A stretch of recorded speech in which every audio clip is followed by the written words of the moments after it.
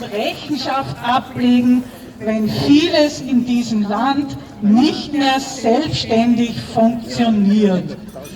Viele Räder stehen still, wenn die Regierung es will.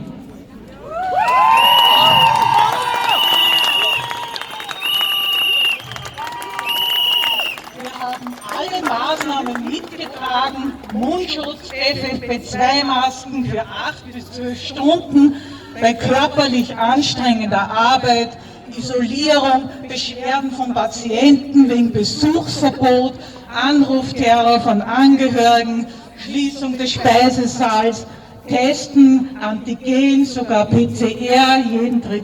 Tag. Für viele ein logistischer Aufwand, der kaum zu bewältigen ist.